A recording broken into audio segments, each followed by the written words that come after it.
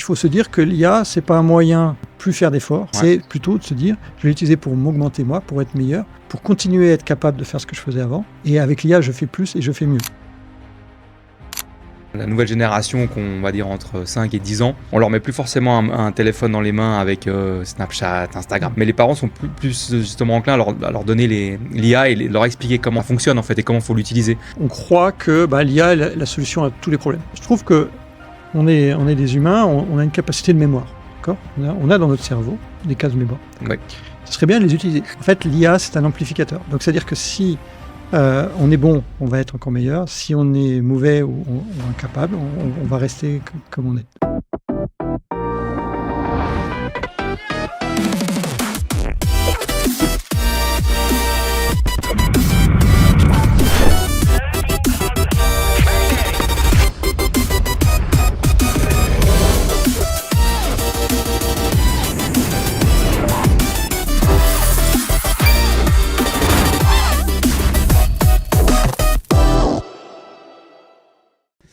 Hello à tous, bienvenue dans Focus Mindset. Aujourd'hui, on va parler intelligence artificielle avec Marc. Hello Marc, comment ça va ? Bonjour, comment ça va toi ? Bien, merci d'avoir accepté l'invitation. Alors, je suis un entrepreneur de numérique à la base, et puis j'ai fait une petite escapade d'une dizaine d'années quand même dans la santé, puisque je me suis occupé de lutte contre la sédentarité, qui était un grand sujet pour moi. Parce que ça avec le numérique quand même ou rien à voir ? Pas beaucoup, pas le numérique, voilà. Vraiment, c'était plus pour dire... on est coincé sur une chaise 8 heures ou 10 heures par jour. C'est une catastrophe. Moi, ça a vraiment changé ma vie. J'ai commencé à marcher sur un tapis roulant il y a 12 ans maintenant. Précurseur. Voilà, et donc ça a vraiment changé ma vie. Donc j'ai entrepris dans ce domaine. Puis c'est vrai qu'avec l'arrivée de l'intelligence artificielle générative, qui était un nouveau format, on va dire, je m'y suis mis à fond. J'ai eu naturellement des clients, puis j'ai commencé à développer ça. Okay. Moi, j'avais fait mes premiers projets d'intelligence artificielle en 2010. Ah ouais. À l'époque, on avait généré des recettes uniques, des recettes de cuisine uniques. On avait scrappé des centaines de milliers de recettes. On avait généré pour l'optimisation du moteur de recherche, le SEO. Ouais. Et donc, c'était mon premier gros projet d'IA à l'époque. Ok, cool.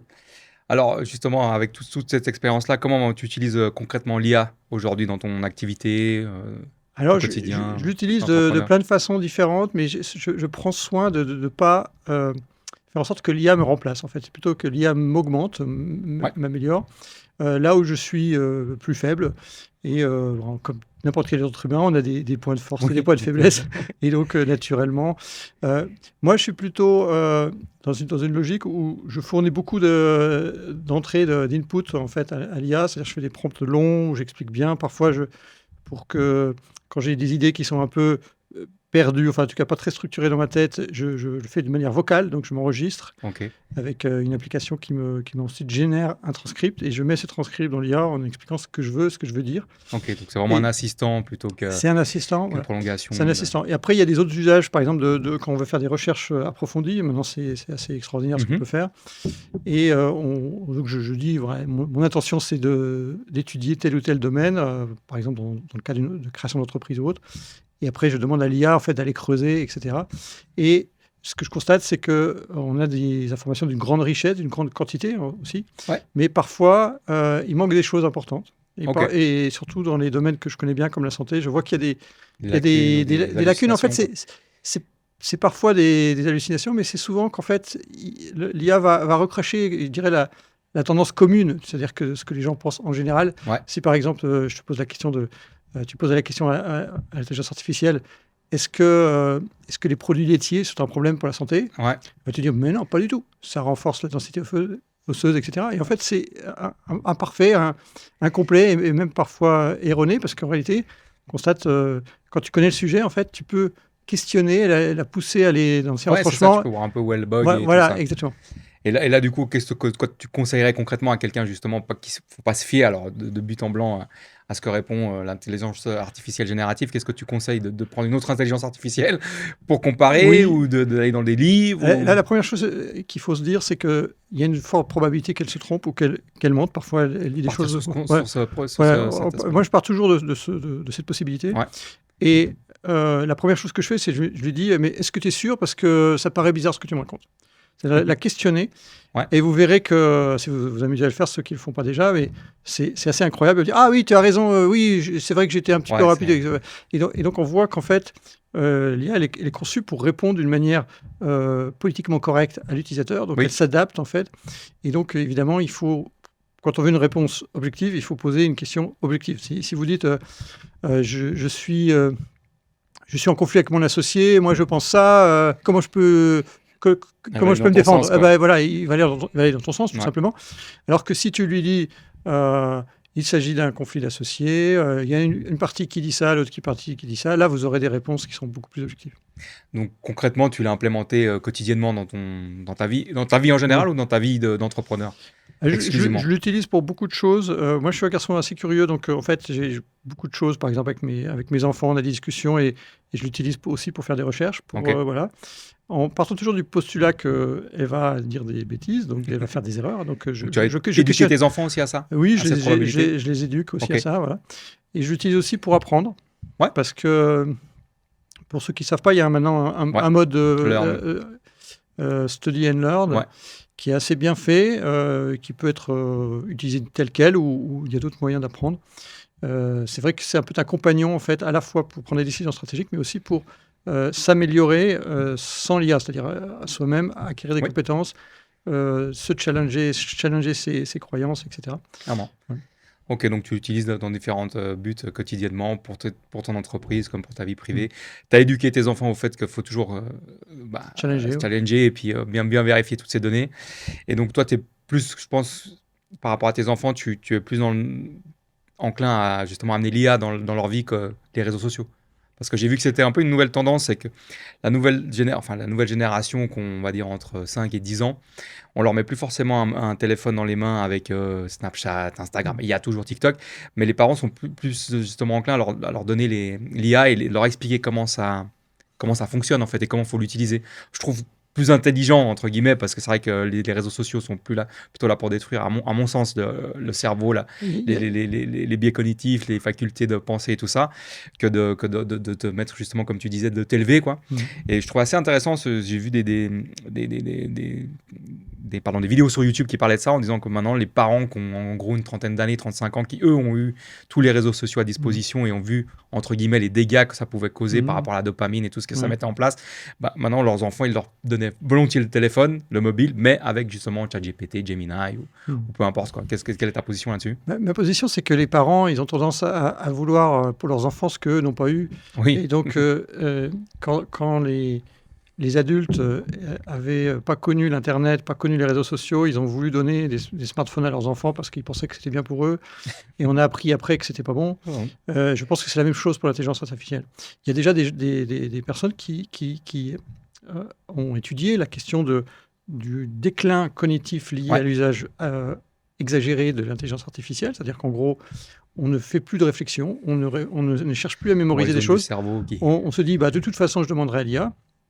On devient dépendant de l'IA et surtout, on arrête de faire travailler son cerveau. Donc, en fait, je pense qu'aujourd'hui, c'est encore nouveau. Il n'y a pas encore beaucoup de dégâts pour l'instant. Mais moi ce que je pense, c'est que, et on y reviendra sans doute, c'est que l'IA, en fait, c'est un accélérateur d'aptitude et d'inaptitude. C'est-à-dire que si ceux qui sont bons dans un domaine, ils vont utiliser l'IA, ils vont être encore meilleurs.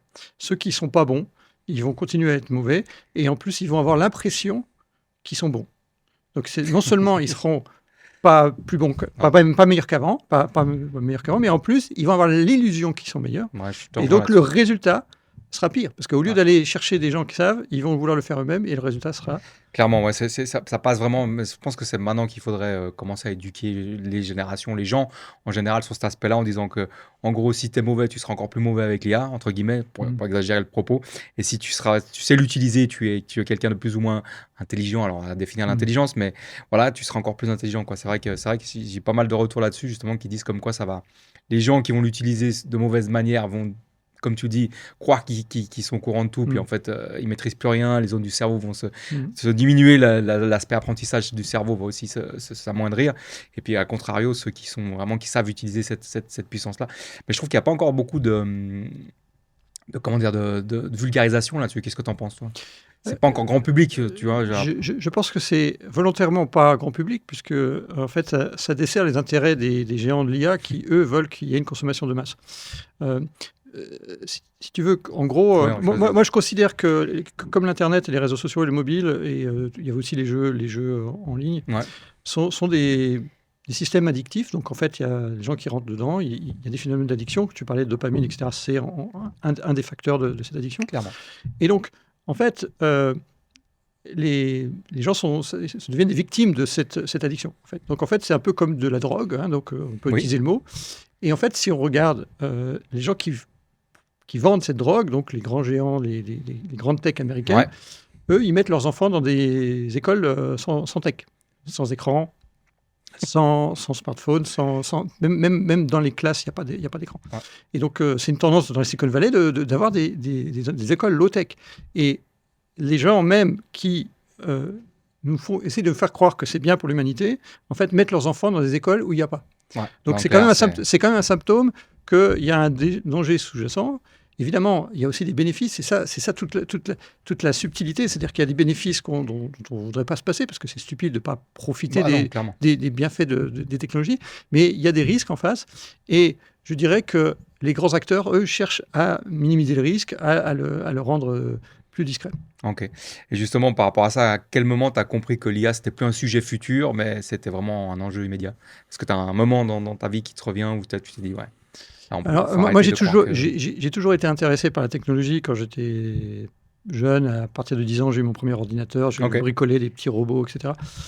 Et puis, quand j'ai fait mes études d'ingénieur, j'avais pris un module d'intelligence artificielle. Alors, à l'époque, l'intelligence artificielle, c'était évidemment pas comme aujourd'hui. Et donc, c'était beaucoup de maths, en fait. C'est d'ailleurs toujours des maths derrière. Mm-hmm. Effectivement, ce qu'on voit aujourd'hui, ce n'est pas les maths, c'est les applications, etc.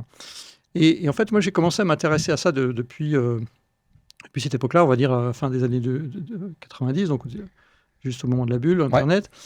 Ouais. Et j'ai continué à m'intéresser. Et j'ai même fait une conférence sur le sujet de l'IA en 2013, dans à peu près 200 personnes, et j'aurais expliqué qu'en fait, on allait être la première génération à avoir une chance de toucher l'immortalité. Donc, en fait...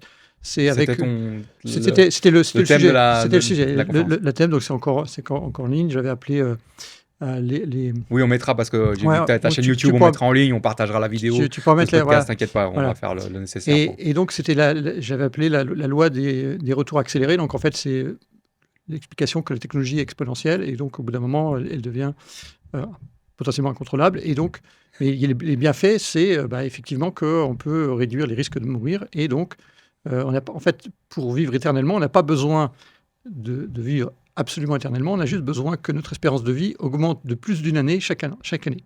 Et si chaque année, notre espérance de vie augmente de 1 an et quelques, en fait, notre vie se prolonge plus vite qu'elle ne se déroule. Et donc, ça peut arriver enfin, moi, j'espère en tout cas vivre jusqu'à au moins 120 ans. C'est mon objectif. Voilà. Okay. Ouais. Très bien. Donc, et tu te souviens du moment où c'est à la fin des années 90, justement, 90, on va dire fin des années 90, parce qu'on est en Genève, en Suisse. Ouais. Donc, où tu as eu un déclic, justement, par rapport à cette IA, parce que c'est vrai que tu vas nous expliquer, il y a différentes formes d'IA. Quelles sont-elles, justement? En fait, il y a effectivement beaucoup de formes d'IA. Alors, si on fait un petit historique, il faut savoir que l'IA, ça a commencé à la fin des années 50, donc ça fait beaucoup d'années maintenant, ça fait beaucoup de décennies. Et au départ, en fait, c'était un moyen, en fait, de remplacer la logique d'un humain. Donc, c'était ce qu'on appelait l'IA symbolique, c'est-à-dire c'est si telle chose se produit alors, et puis on met comme ça des arbres de décision de grande quantité, et en fait on a des systèmes experts qui sont capables, en fonction d'une configuration qui se réalise. Voilà. Donc ça, c'était le début de l'IA, et ça existe encore, en fait. Il y a encore des endroits où ça est utilisé. Après, évidemment, là où il y a eu les IA qui ont été vraiment très, très utiles, en tout cas très, très nouvelles, c'est au moment de l'ère Internet, c'est-à-dire où il y a eu beaucoup de données disponibles, beaucoup de capacités de calcul. Et là, c'était par exemple, typiquement, tout ce qui était prévision, tout ce qui est décision et prévision, et c'est utilisé dans les banques, dans les assurances, dans l'e-commerce, etc., pour savoir, en fait, cette personne, elle est susceptible, par exemple, de quitter sa banque, on va faire quelque chose parce qu'elle a fait un certain nombre d'actions, par exemple, son salaire n'est plus versé, enfin, ce genre de choses. Et c'est multifactoriel, donc ils ont utilisé l'IA prédictive pour ça. Prédictive, ouais. Et après, il y a toute la partie, on va dire, analyse de la vision. Donc ça, c'est un sujet qui est, maintenant avec la robotique, etc., c'est très important. Quand on est autonome, on a besoin d'avoir une analyse de la vision. Oui. Et ça existe depuis, en fait, très longtemps. En fait, Ok. les gens croient que c'est lié à Tesla, etc. En fait, en réalité, moi, il y a 20 ans, j'étais dans une usine, enfin, l'usine d'embouteillage à Evian. Ils avaient déjà, c'est peut-être même 30 ans, ils avaient déjà, en fait, des outils avec des caméras qui étaient capables de détecter des défauts sur des pièces de manière très rapide. C'était de la vision par ordinateur, en fait. Ouais. Tu vois. Et puis après, il y a évidemment l'IA générative qu'on a connue. Et puis après, il y a les agents, toute la partie agentique, Ouais. qui aujourd'hui, elle va en poupe. Tout le monde croit que ça va être la révolution. Et en fait, Vas-y, démontre-nous tout ça. Non, il y a un des fondateurs d'OpenAI, qui est Andrej Kaspati, qui est aussi passé chez Tesla dans la partie IA, il était en chargé de l'IA. Il a dit, en fait, non, les agents, c'est plutôt la décennie des agents. C'est-à-dire qu'en fait, ça va mettre une décennie avant d'être utilisé. Ouais. Et dans une conférence, il a même expliqué que lui, il était chez Tesla. Il disait, c'est quand même incroyable, on est capable de faire conduire une voiture toute seule, d'accord ? Et lui, il était aux premières loges pour le faire avec Tesla, qui est quand même le pionnier de ça. Oui. Il disait, mais 10 ans après le fait qu'on était capable de le faire, 10 ans après, c'est toujours pas adopté parce qu'il y a la régulation, il y a les risques. Et en fait, c'est toujours on va dire les 5%, puis après les 3%, et qui manque les 1%, et qui fait que s'il y a 1% et qu'il y a un mort, c'est pas satisfaisant. Ouais, en comparaison, c'est vrai que l'avion se conduit tout seul, il décolle et il atterrit tout seul, mais qui prendrait un avion sans pilote et copilote? C'est un peu ça aussi par rapport à, tu vois, c'est un peu le délire, j'en parle régulièrement justement, c'est que théoriquement l'avion, parce qu'il atterrit tout seul et il décolle tout seul, et il vole tout seul, mais c'est vrai que si demain tu dis il y a personne dans le cockpit, peut-être qu'il y aura plus de tu sais, ce qui est amusant avec les avions, c'est que si un pilote débranche le pilote automatique, il est obligé de faire un rapport. Pourquoi est-ce qu'il a débranché? Voilà. Et donc, c'est dingue ce type. C'est-à-dire qu'en fait, on considère, la régulation considère que le travail, la capacité du pilote à bien piloter est inférieure à celle de la machine. Ouais. Ok, donc il y a eu l'IA des années 50, il y a eu l'IA prédictive, ensuite l'IA... Voilà, après, les prédictifs, c'était un peu tout ce qui s'est passé entre-temps. Avec Et l'Internet. il y avait notamment dans l'industrie, tout ce qui est maintenance préventive, etc. Ok. Et puis après, il y a eu l'IA générative et maintenant les agents qui sont en train de se mettre en place. Quoi. Mais de nouveau, on parle souvent de... C'est vrai que l'IA est partout dans tous les mots de tout le monde, dans toutes les bouches de tout le monde, sans vraiment savoir comment, qu'est-ce qui va se passer. Et c'est vrai qu'au début, ils annonçaient des choses à 6 mois, puis maintenant, ça commence à prendre un petit peu plus de temps, en disant, ouais, c'est plus à 2 ans, 5 ans, 10 ans. Donc, effectivement, il y a un changement de positionnement par rapport à ça. Il y a un narratif qui est que, en fait, on est dans un système de surenchère. Donc, en fait, il y a une compétition, évidemment, internationale avec tout le monde veut être le premier de faire ça, etc. Et donc, en fait, quelque part, ils ont besoin de garder un narratif parce qu'ils ont besoin de lever beaucoup de fonds. Et aujourd'hui, OpenAI a perdu en 2025, je crois qu'ils ont perdu dans les 10 milliards, quelque chose comme ça. Alors, je crois qu'ils font 10 milliards de chiffre d'affaires. Ils ont perdu 50 milliards. Un truc comme ça. Ils doivent lever 50 milliards ou je sais pas quoi. Ah oui, ils doivent pour les années futures. Mais en gros, ils sont en déficit. Ils dépensent 20 milliards et ils gagnent 10 milliards. Donc, ils perdent 10 milliards. Et donc, en fait, ils ont toujours besoin de lever des fonds, évidemment. Pour lever des fonds, il faut conserver le narratif que ça va aller jusqu'au ciel. Et en fait, ce narratif est en train de voler en éclats. On voit, par exemple, Yann Lequin, qui est un Français qui était chez Meta dans l'IA, qui a quitté en disant moi les LLM j'y crois plus. En tout cas c'est pas avec c'est pas qu'il a dit ça, il a dit c'est pas avec les LLM qu'on va atteindre l'AGI. Et il lance son entreprise en se positionnant sur les world models. Alors bon, pour l'instant c'est encore spéculatif, on verra ce que ça donne, mais on voit bien qu'il y a une sorte de surenchère en fait de... Donc c'est vraiment un but commercial, quoi. C'est mercantile, tu penses? Je pense que c'est aussi une question de survie, parce que autant Google, Meta, etc., qui ont des machines à cash, qui ont d'autres business qui rapportent, OpenAI, il n'a pas d'autres business. Et donc, je pense que voilà, c'est une question de survie pour OpenAI. En fait, si les gens n'y croient plus, si les investisseurs arrêtent d'investir dedans, eux, ils n'arriveront pas à équilibrer, parce qu'ils ont en plus fait des annonces, je ne sais pas si tu as vu, mais on parle de je ne sais plus combien, peut-être 100 ou plus, 100 milliards d'investissements. Enfin, c'est des chiffres. Quand on voit les revenus qu'ils font et le fait qu'ils sont en perte, on a du mal à moins qu'il y ait une énorme exponentielle, on a du mal en termes d'ordre de grandeur, il y a quand même un gros gap, quoi. Ouais, un gros gap. Ouais. Ouais, il parlait même pour justement trouver un peu d'argent, tu sais, mettre des publicités quand tu es sur ChatGPT ou des choses comme ça, quoi. Oui, oui. Parce Alors, qu'ils galèrent à ce niveau-là, quoi. oui, Et- après, ce qui sera difficile, c'est de faire accepter aux utilisateurs d'avoir à la fois les revenus de je m'abonne et en plus d'avoir les publicités. C'est ce que fait Amazon avec Ouais. Netflix, mais c'est un peu fragile, hein. Je veux dire, ce modèle hybride, c'est un peu fragile parce que quelque part, les gens, s'ils disent, bah, il y a de la pub, tant qu'il y a de la pub, autant que je ne fais pas. Mhm. Et puis voilà, oui, Ah, c'est tu vois, compliqué, hein, c'est c'est compliqué. compliqué. Et justement, alors, selon toi, qu'est-ce qui fonctionne réellement aujourd'hui comme intelligence artificielle? Qu'est-ce qui est vraiment fonctionnel, quoi? Alors, là où ça marche très bien, c'est que si, par exemple, tu veux générer du contenu pour mettre dans un document ou quand tu veux faire des résumés, enfin, tout ce qui est traitement de données, ça marche assez Ça bien. fonctionne. Toute la partie IA prédictive, notamment dans l'industrie, ça marche très bien aussi. C'est-à-dire avec du machine learning, donc c'est moins hype que l'IA générative, Oui. mais ça marche très bien. En gros, c'est multifactoriel, donc il suffit de collecter les données de manière Pirate. non, je veux dire les données dans l'entreprise. Tu vois, Ah, c'est tu pas- parles des choses industrielles, tu vois, mais par ouais. exemple, si tu as un défaut, bah, il faut que tu collectes l'info que tu as un défaut.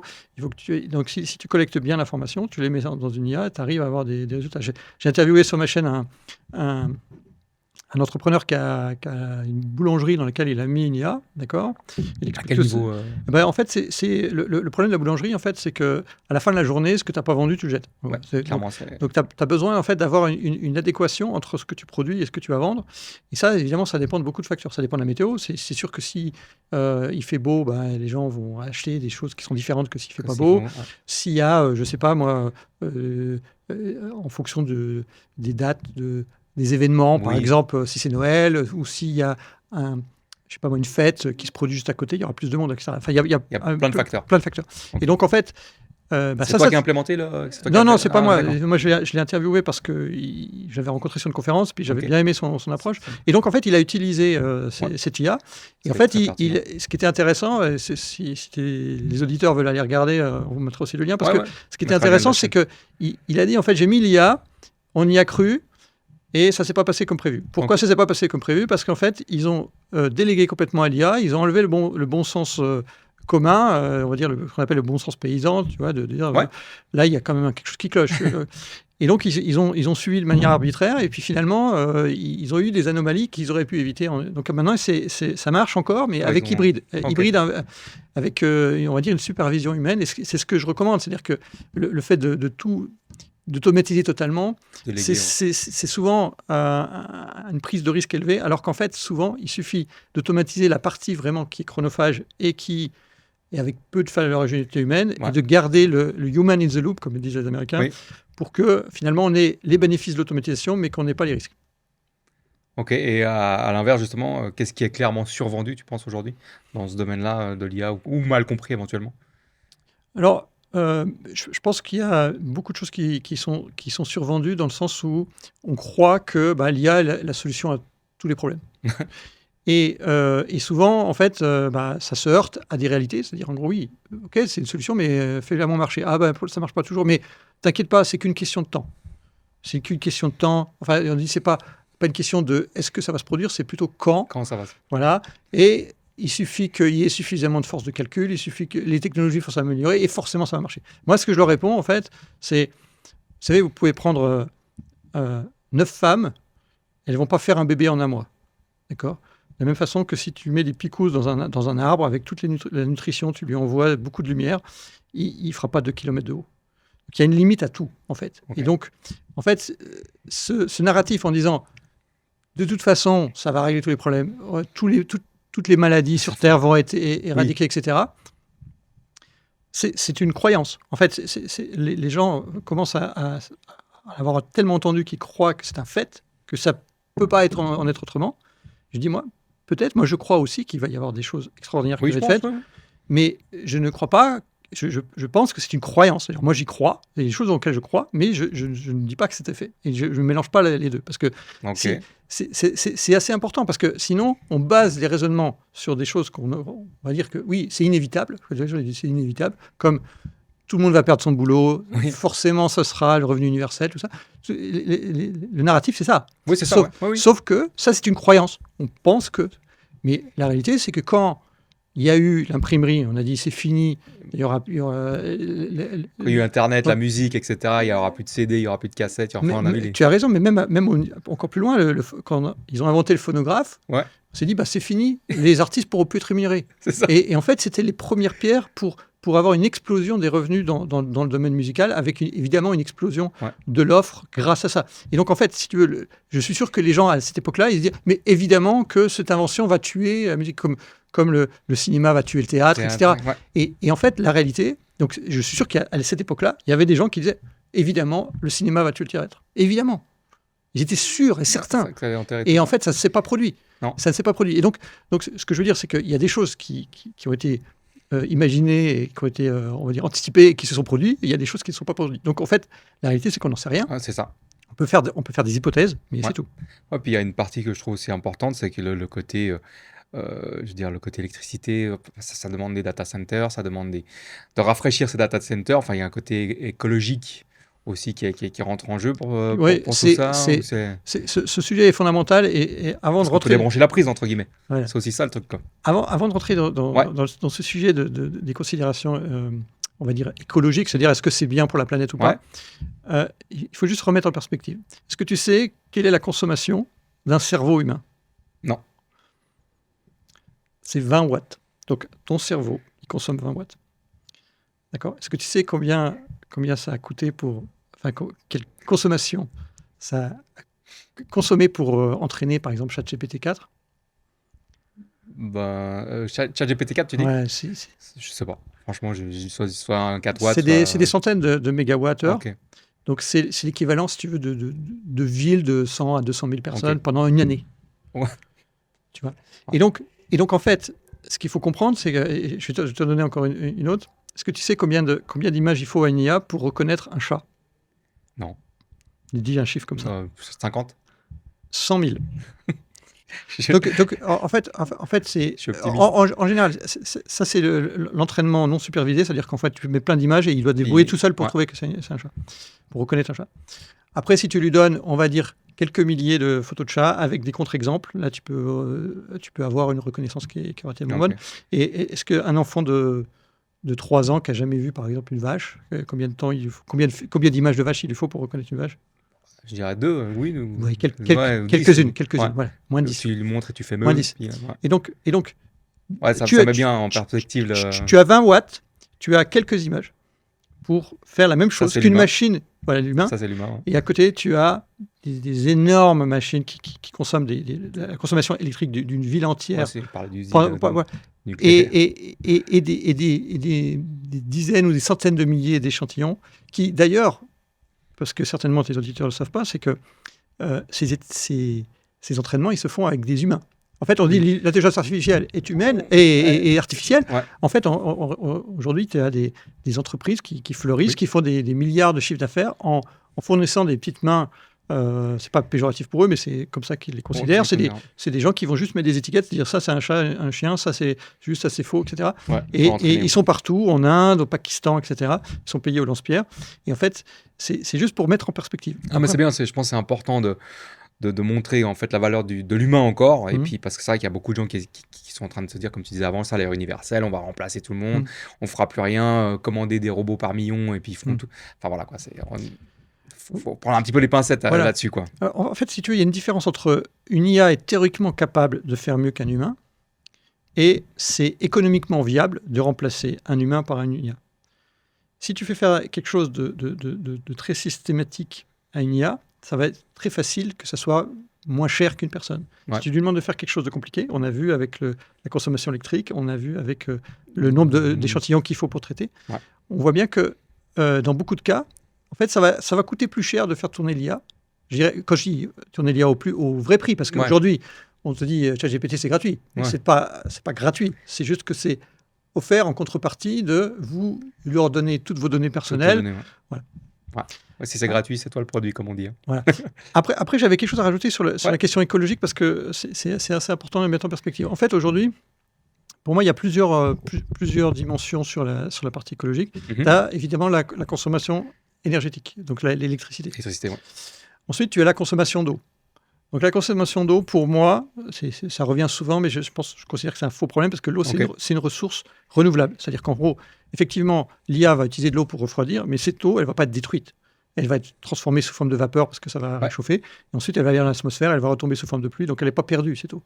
Il n'y aura pas de dommages concrets sur les océans.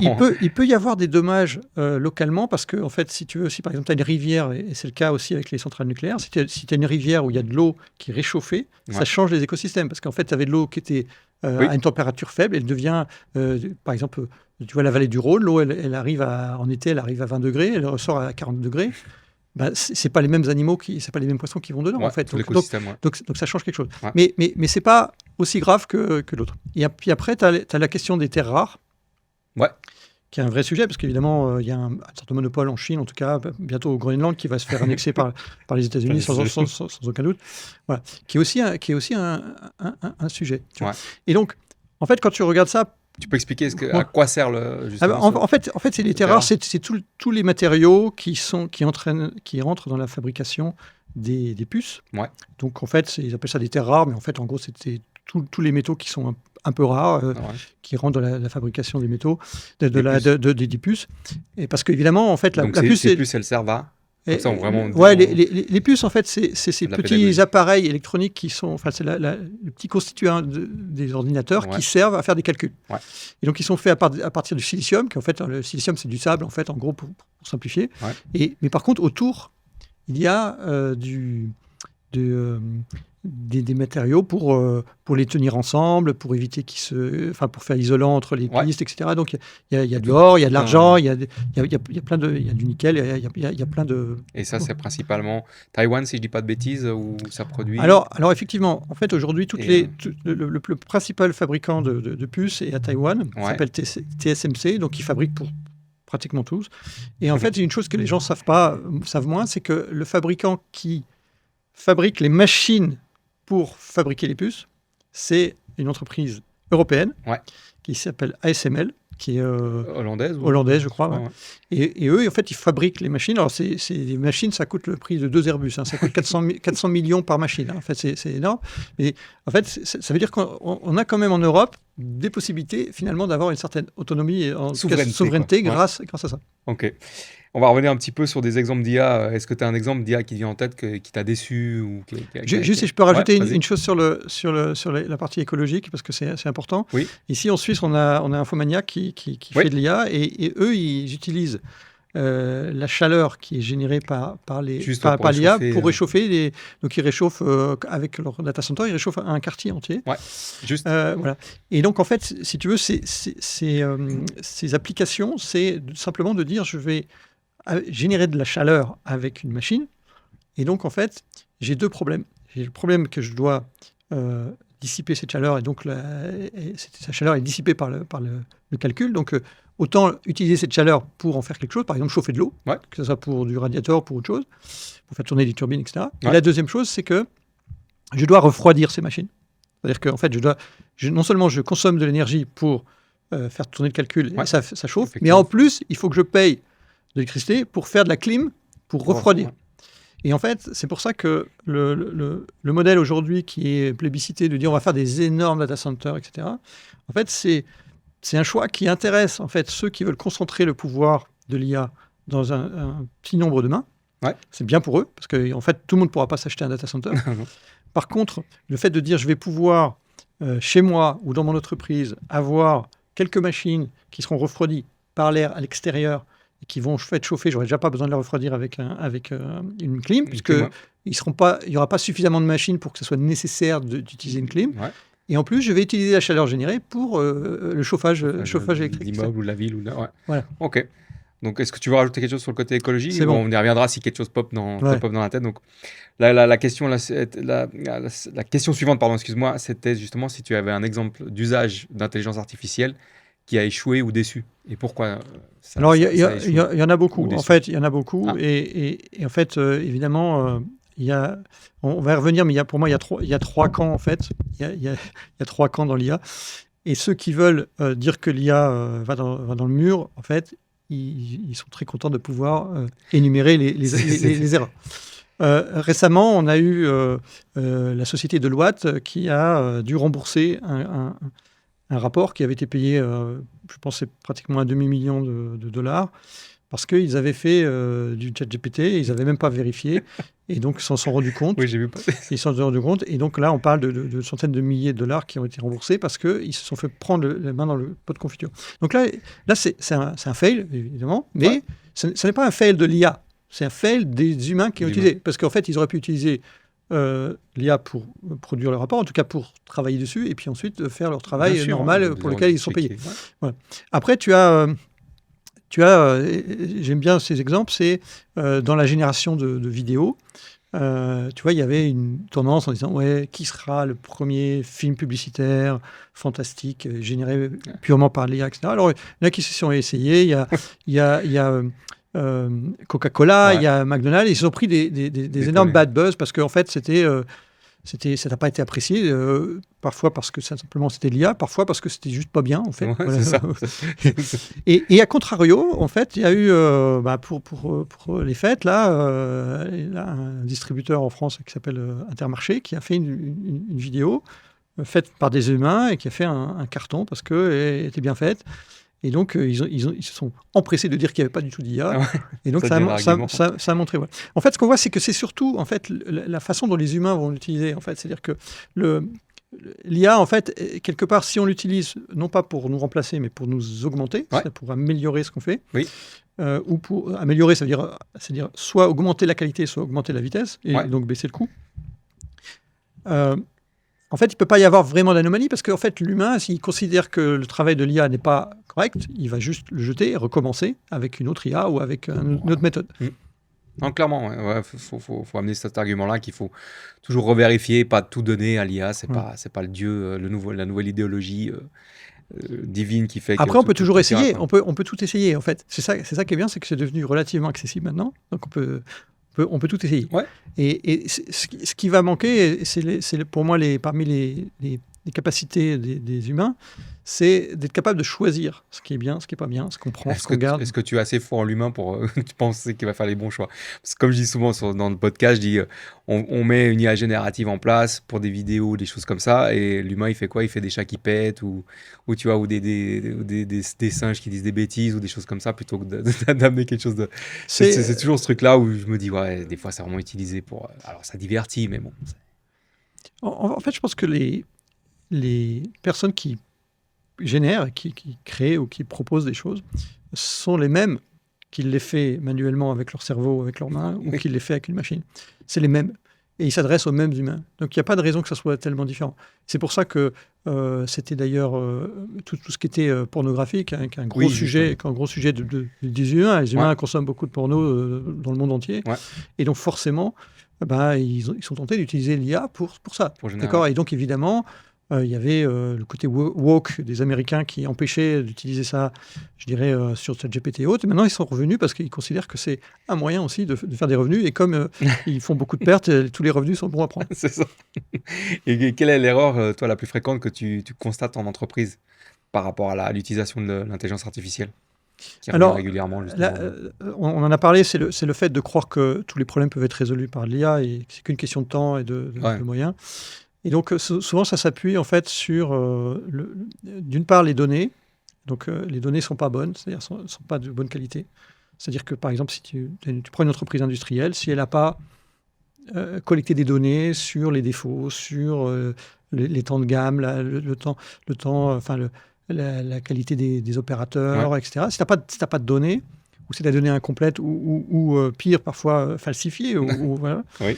Mais en fait, si tu essaies d'utiliser l'IA là-dessus, ça ne va pas marcher. Donc ça, c'est la première chose, c'est les données. La deuxième, c'est les processus. Okay. Si tu n'as pas de bon processus, c'est-à-dire si tu n'es pas déjà organisé, en fait, tu vas mettre de l'IA en disant l'IA va faire tout seul, va compenser mon incapacité à organiser, ça ne marche pas. Et puis après, souvent, ce que je disais tout à l'heure, c'est qu'il y a un problème de curseur. En fait, ce qu'on va automatiser, ce qu'on va laisser comme tel. Ce qui est très difficile dans tous les domaines, on parlait tout à l'heure du 1% qu'on essaie d'automatiser. En fait, plus on est proche du 100%, plus c'est difficile, en fait. Donc, et donc, il y a un moment donné, il faut arrêter et se dire, en fait, t'imagines si Si tu as une IA qui va automatiser 50% d'un processus, tu dis, ah, seulement 50%. Mais tu vois, t'imagines, ça veut dire que tu vas diviser par 2 le nombre de personnes. C'est génial, Ah oui. c'est génial. Et donc en fait, pas pour ceux qui vont perdre leur boulot, mais voilà. Donc, en Oui, fait, ou le nombre d'heures. c'est juste qu'il y a des tâches, il y a des, on va dire des aptitudes qui vont être remplacées très facilement. Si par exemple dans la comptabilité, l'expert comptable, il va continuer à faire son travail parce que c'est un travail de conseil, d'analyse, etc. Il y en aura besoin de moins que maintenant parce qu'il y aura certainement une partie qui sera un peu automatisée pour travailler plus vite, donc il y aura moins besoin peut-être, ou alors il y aura plus d'entreprises et ça va se compenser. Mais par contre, celui qui aujourd'hui pointe les factures, je considère très probable qu'il n'y en aura plus besoin du tout. Ouais.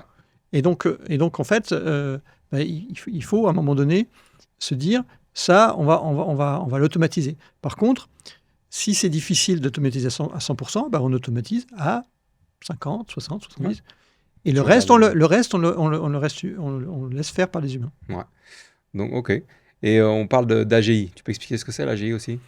Alors, l'AGI, c'est un grand sujet, c'est un buzzword, ça veut dire l'intelligence générale, l'intelligence artificielle générale. C'est-à-dire, en fait, évidemment, beaucoup de gens ont une définition différente de ce que l'AGI. Imagine, tu prends, je sais pas moi, Ronald Reagan, tu vois, un Américain, et tu lui mets ChatGPT sous les yeux. Et tu lui demandes, est-ce que c'est ça l'intelligence artificielle générale ? Probablement qu'il va dire oui. Ouais. Si tu regardes le grand-père de l'IA, Turing, s'il avait été capable de faire ça, il aurait tout défoncé, tu vois. Ouais. Et donc, en fait, en réalité, ce qu'on perçoit comme général, c'est-à-dire que, moi, à mon sens, l'intelligence artificielle générale, ça veut dire que c'est une intelligence artificielle qui est meilleure que les humains sur tous les domaines. C'est ça, ma définition. Ta définition. Et donc, en réalité, si tu prends cette définition, en fait, presque, on peut considérer que c'est impossible, puisque il faudrait que tous les domaines, on ait été testés, et tous les domaines, ça veut dire... voilà. Et en fait, c'est possible, mais ça, on va dire, c'est qu'en mathématiques, c'est une asymptote, c'est-à-dire qu'en fait, la courbe, elle se rapproche de plus en plus, mais elle n'est pas tout à fait... voilà. Et en fait, la réalité, c'est que pour l'intelligence artificielle générale, la première question, c'est pourquoi il nous parle de ça ? En gros, est-ce qu'on en a besoin ? Est-ce qu'on en a besoin ? Puisqu'on est des humains, on a de l'intelligence, pourquoi est-ce qu'on a besoin que des machines soient plus intelligentes que nous ? Et donc, la question qu'il faut se poser, c'est à qui ça bénéficie de parler de l'AGI maintenant ? C'est-à-dire qu'on parle de l'AGI, les gens y croient, à qui ça bénéficie ? Quels sont les bénéficiaires de cette croyance que ça va arriver bientôt ? Et il y a 3 ans, on nous disait que c'est dans 1 an, il y a 2 ans, on nous disait que c'est dans 2 ans. Et tu vois, et c'est de nouveau un discours, c'est un narratif pour. C'est un narratif, et on voit que c'est de moins en moins crédible parce qu'évidemment. Et donc, la première question, c'est à qui ça bénéficie. Donc, je pense que un des éléments de réponse, c'est ceux qui fabriquent de l'intelligence artificielle et qui ont intérêt à lever des fonds parce qu'ils ne sont pas rentables comme OpenAI et les autres, et qui veulent concentrer le pouvoir de la technologie. Et après, la deuxième question qu'il faut se poser, c'est à qui bénéficiera l'intelligence artificielle générale quand elle sera là, si jamais elle arrive un jour. Si elle arrive un jour. Et donc, c'est un autre sujet philosophique. C'est-à-dire, et c'est important de se poser ces questions. Moi c'est mes interrogations aujourd'hui. Parce que je me dis, si tu veux, quand j'avais lu le livre de Yuval Harari, il a écrit plusieurs livres, dont un sur l'intelligence artificielle, et il disait qu'en fait, la grande différence qu'il y a avec l'intelligence artificielle par rapport aux autres technologies, c'est que jusqu'à maintenant, quand il y avait des nouvelles avancées, il y avait toujours la classe des dirigeants, enfin des classes supérieures, si on peut dire, même si la lutte des classes, c'est un peu tabou, mais c'est quand même le cas, ça existe. C'est factuel. Ça existe. Ouais. Et il y a les prolétaires, donc tous les autres, d'accord ? Et pas seulement ceux qui sont sont des métiers manuels, mais on est tous prolétaires par rapport à ces super puissances. Aujourd'hui, on a des entreprises de la tech qui sont plus puissantes que des États en termes financiers. Clairement. Et donc en fait, ces gens qui dirigent ça, ils sont pas dans la même catégorie que le reste des humains. Ouais. Et donc, en fait, le sujet, c'est jusqu'à maintenant, tous ces gens, même si tu es Mark Zuckerberg ou Elon Musk, tu as besoin de quelqu'un pour fabriquer à manger pour que tu puisses manger. Tu as besoin de quelqu'un qui va nettoyer ta maison. Tu as besoin de quelqu'un qui va fabriquer ta maison, d'accord. Sinon, tu n'as pas de maison. C'est pas toi qui vas la fabriquer tout seul, c'est pas toi qui vas aller élever tes vaches, etc. D'accord. Donc, tu as toujours besoin, en fait, des prolétaires. Oui. Et là, en fait, ce qui change, et selon Yuval Harari, c'est assez important, c'est que ce qui change maintenant, c'est qu'avec les robots qui arrivent, et on voit des robots humanoïdes, enfin, je veux dire, le CES Las Vegas, il n'y avait que ça. Ouais. Je veux dire, on voit que ça arrive. Oui. Je ne sais pas si c'est bien pour l'humanité ou si c'est pas bien, mais en tout cas, ça arrive. Ouais.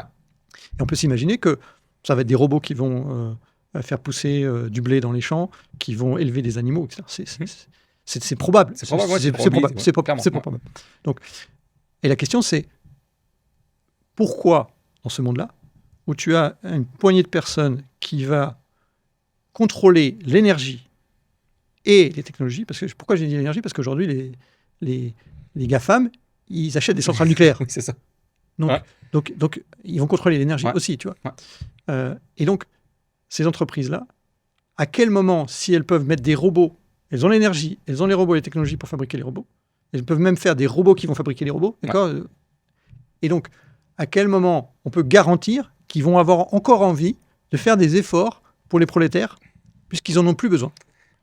Et donc, c'est la question que posait Yuval Harari. Moi, je trouve que c'est intéressant d'aller là. C'est très prospectif, c'est un peu, on va dire, philosophique, etc. Mais à un moment donné, quand on parle de GI et quand on parle du narratif, il faut se dire, voilà, finalement, quand il y aura la GI, à qui ça profite? Est-ce que ça profite vraiment à tout le monde? Et le narratif, c'est, vous allez voir, il n'y aura plus de maladies. Et la question, c'est, est-ce qu'on a besoin de la GI pour éradiquer les maladies? Non. Aujourd'hui, on voit par exemple le séquençage des protéines qui a été fait par DeepMind, une société britannique qui a été rachetée par Google. Ils ont fait ça, ils étaient 40, 50 personnes, bien financées, mais quand même, ils ont fait ça. C'était considéré comme impossible à faire. Et donc, j'ai envie de dire, pourquoi on aurait besoin de la GI pour faire ça? Parce qu'en fait, la GI, c'est l'intelligence générale dans tous les domaines. Alors qu'en réalité, là, on parle c'est quelque chose de très, très étroit, qui est la santé. Je ne vais pas séquencer tous les virus, je ne sais pas, je ne suis pas un expert, mais je vois bien que c'est un sujet très... Donc, moi, je trouverais, si vraiment la volonté, c'est d'éradiquer la maladie, je trouverais beaucoup plus pertinent de mettre tous les budgets de recherche sur ce sujet en particulier et pas sur la GI. Non, comment je vois. Donc tu penses que ça fait plus partie d'un narratif justement pour c'est une diversion, c'est une diversion. Et dire ouais, si on n'a pas ça, on n'arrivera pas à ça. Ok, très bien, très bien. Moi je vois ta position qui est pertinente avec les explications que tu as fournies, effectivement, quoi. Après, je voulais te poser aussi une question justement sur le fait de, y a-t-il des décisions qui ne devraient jamais être confiées à une machine, quelle qu'elle soit? Alors, c'est super compliqué. Je peux te donner juste un petit éclairage. On parlait de conduite autonome. Quand je parlais avec mon père sur la conduite autonome, je disais non, mais il faut que les voitures conduisent toutes seules, comme ça. Il dit non, il faut forcément que ce soit un humain, c'est lui qui doit décider en dernier recours, etc. Et en fait, mon analyse, c'était mais en fait, les humains sont super mauvais pour décider. Ils ne sont pas rapides, ils font des erreurs, ils sont distraits. Des fois, ils boivent. Enfin, je veux dire, les humains font beaucoup d'erreurs. Et donc, en fait, si tu dis, en fait, la machine est plus performante et tu mets un interlocuteur humain pour valider une décision qui va rendre obsolète la décision puisqu'il va la décider trop tard et mal, c'est stupide. Et puis, d'autres choses, tu vois, par exemple, les humains, ils décident super mal. Tu vois, par exemple, je te donne juste un exemple, le Rainbow Warrior, je ne sais pas si tu te rappelles de cette... Ça me dit quelque chose. C'était à l'époque François Mitterrand qui avait laissé faire, en fait, une neutralisation d'un risque de mauvaise com sur les essais nucléaires. Et donc, la réponse a été, il a dit, en gros, quelque chose comme, faites le nécessaire, d'accord? Et ils ont coulé le bateau. Voilà, ils ont tué quelqu'un qui était dedans. Okay. Enfin, il y a plusieurs personnes, mais il y a une qui est morte. Et donc, en fait, tu vois que la question de dire où est-ce que l'humain doit être en dernier recours, ça dépend, d'accord. Après, si tu regardes, par exemple, sur le sujet des armes, on va dire des IA qui peuvent tuer, des robots tueurs, etc. C'est un vrai sujet. Est-ce que tu considères qu'une machine peut décider de tuer? Dans quel cadre, etc. en fait, c'est vraiment difficile. Après, ça, c'est des choses un peu, on va dire, exceptionnelles, dans le sens où ça n'arrive pas à tout le monde. Mais il y a beaucoup de choses, en fait, j'écoutais Laurent Alexandre, qui est un médecin technologue qui est assez avancé, et qui nous expliquait qu'en fait, quand tu utilises l'IA dans un cadre médical, si tu demandes à un humain de travailler avec une IA, il fera un moins bon diagnostic que si une IA toute seule. Ouais. Et donc, c'est un vrai sujet. C'est-à-dire, est-ce que en tant qu'humain, j'ai une valeur ajoutée par rapport à... Enfin, est-ce que j'ai forcément une valeur ajoutée ou pas? Et donc, pour moi, ça doit dépendre au cas par cas. Il y a des cas où on va dire, il faut un humain, des fois non. Et ça devient en fait des considérations éthiques, des considérations aussi réglementaires, parce qu'à un moment donné, aujourd'hui c'est nouveau, on ne sait pas. Il faudra le décider quand ça se produira. C'est ça. Il n'y a pas vraiment d'anticipation, quoi. C'est vrai que c'est un peu aussi une marque qu'on retrouve généralement dans des gens qui prennent des décisions, c'est que des fois ils n'anticipent pas tout ce qui peut être collatéral, quoi. Tu vois, on voit des gouvernements qui se disent on fait ça, puis ils n'avaient pas anticipé le fait que ça allait amener à ça, etc. Puis après on se dit ah. Tu as tout à fait raison. Et c'est pour ça, dans ce cadre-là, l'IA peut faire un meilleur travail que les humains. Et il y a d'autres cas où l'IA fera un moins bon travail. C'est pas encore bien défini, quoi. Et justement, avec toutes ces histoires, on a vu qu'il y a eu aussi un ou deux ou quelques suicides causés par l'IA parce que l'humain remet tout entre ses mains.